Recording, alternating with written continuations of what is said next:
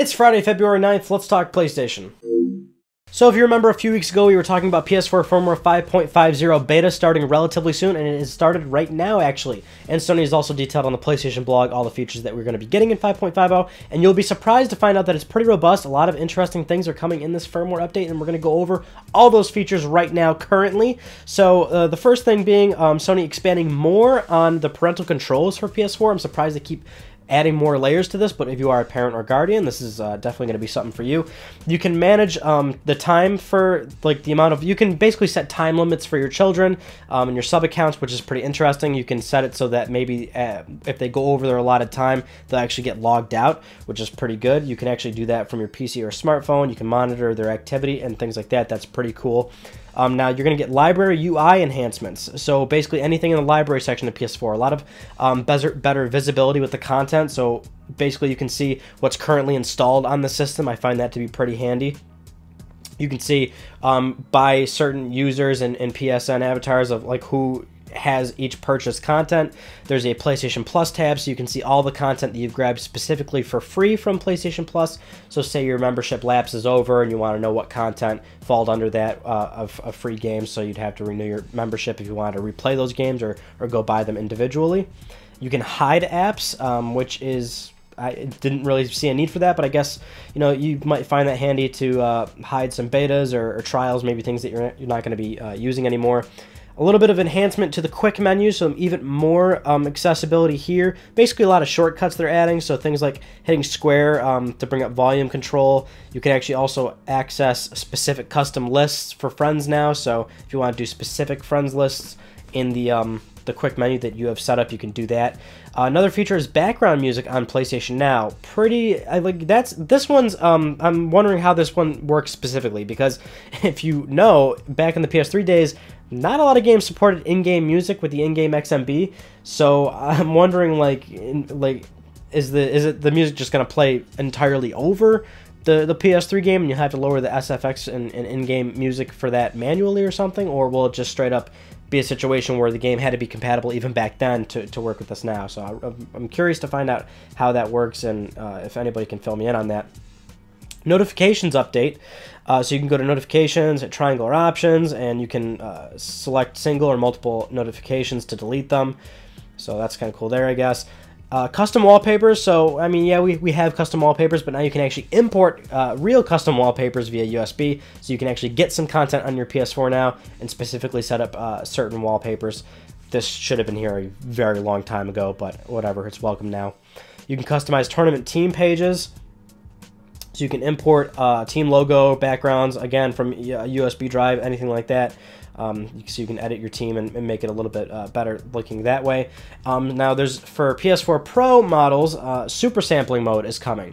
And this is kind of like boost mode, where you can retroactively get a little bit of extra performance out of the PS4. But well, actually, boost mode was more about performance. Supersampling is more about clarity of the picture, specifically if you have a 1080p TV or lower. So this will allow the system to give you a slightly sharper image and actually take that 4K image or that checkerboard image and sample it down basically to your current television, and it can look a little bit more pretty on that, which is always pretty welcome. But 5.50, definitely a lot of good stuff. I would almost even go as far to say this seems more useful than 5.0 itself. I didn't really expect any of these things to come, to be honest. Because we did the predictions video for 2018 not that long ago, and nothing that I thought of is in here, but any update is welcome as long as they don't mess with things. I'm still waiting for the notifications tab to actually go back to a breakdown, but I don't know why. I still don't know why they did that. Why did they make it all one list? It just doesn't work for me. Moving on, Sony is releasing an updated version of the PlayStation Gold wireless headphones. Now, I remember a lot of people complain about the last few sets of headphones that Sony released, that they're a little flimsy and they break, something like that. Hopefully this improves the build quality a little bit. If you can see from these ones currently, it seems like these are better suited for possibly using them on PlayStation VR, since you do have to have a bit of a slimmer profile to put headphones over the PlayStation VR head unit, so these look to be a little bit more comfortable, and I really hope the build quality is a little bit more improved. But you will also find that this has basically all the features that the previous Gold headset also had, so it's just a little bit better. Hopefully it actually is better, but this will be coming out relatively soon, I guess by the end of the month, Sony is saying. Now, if you haven't noticed, developer Bluepoint Games, the people behind many remasters, remakes, collections, things like that, is having tremendous success recently with the Shadow of the Colossus remaster, and that's really great. They have already have job listings and basically announced more or less informally that they are already working on another classic remake very soon, which is great. It seems like anything that Bluepoint touches, they really do touch it up really well, whether it is a simple collection, an HD remaster, or an entire remake like the Shadow of the Colossus game. I'm really pumped to see what else they would do.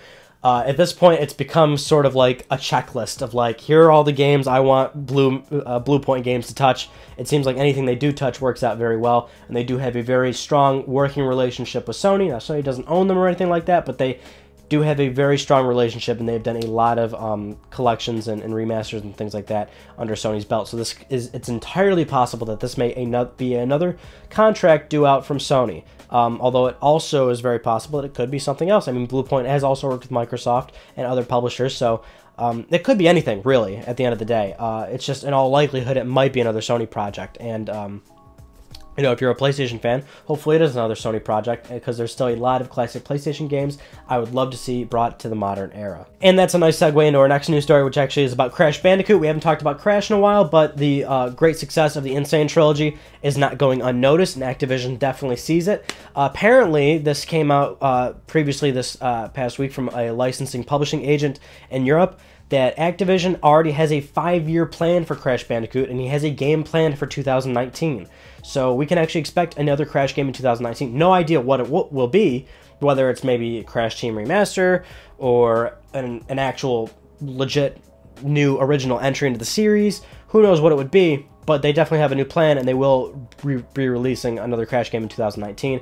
We will probably see an announcement for that within the next year or so. Who knows how far along they are, or if they even started work on whatever this project is.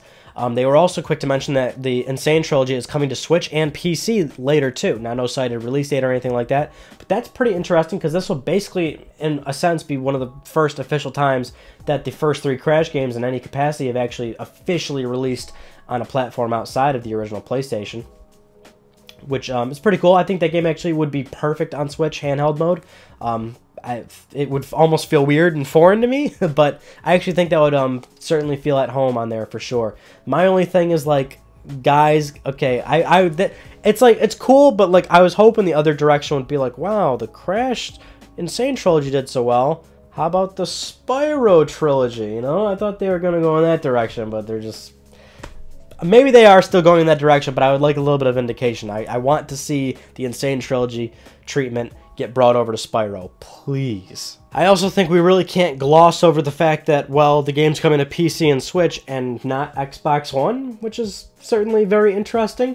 I mean, we've talked about it before, but like, this game was announced on Sony's terms. I don't remember when they announced it, if it was at, I think it was E3 2016 or 2017, or if it was PSX, I honestly don't remember off the top of my head, but this was announced on Sony's terms. There was, in some way, shape, or form, a conversation, a contract, an agreement, where Sony wanted to have this game done, or maybe Activision had interest. Like, we don't know the conversation that happened behind closed doors, or over a phone call, or what have you. But clearly, there definitely was a situation, a little caveat, where Sony said, all right, well, if we're going to do this, this game at some point has to stay maybe lifetime exclusively on PlayStation, away from Xbox or something. You know what I mean? Like, that must have been part of it. Like, this game cannot release on Microsoft's machine.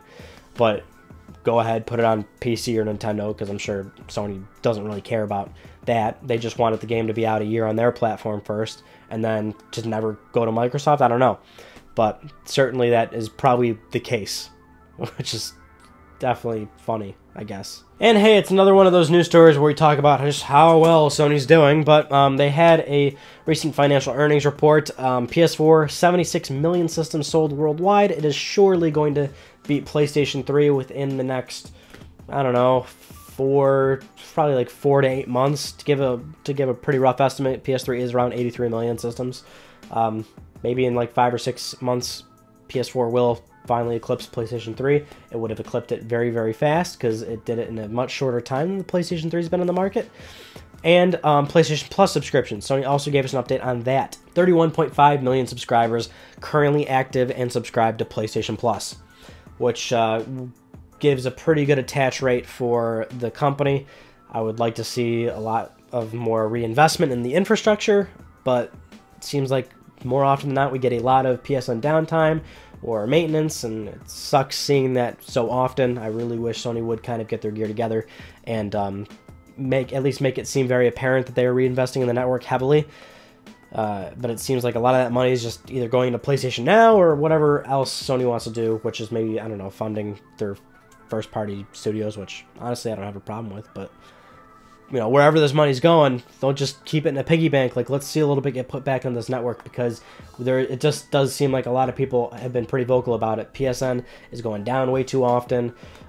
People want higher quality PlayStation Plus games. They're still bitching about those. Keep your consumers happy. Don't get cocky on us now. Those are just some of the news stories that I want to talk about with you guys this week. So I've got nothing to discuss for you right now. The new videos are still slated for March, so definitely keep your eyes peeled for those. But other than that, every single day I'm still filming and editing. I actually haven't had much of any time to be playing new games, which kind of sucks. I didn't even pick up that Shadow of the Colossus remake just yet. I'm looking for some time to play that. I want to download a lot of Switch stuff too that's been coming out, because Night in the Woods came out on that, and I want to try that. There's also like a mini golf game on there that, I don't know, I'm a sucker for dumb shit like that. It's like a fun, like, you know, I'll take that to my friend Terrell's house and we'll just bullshit on that, like multiplayer style, and just hang out and talk. A lot of other, you know, cool stuff getting released on that. I finished Celeste though. That game was awesome. Brought the worst out of me because I got mad a few times, but that was a really fun game.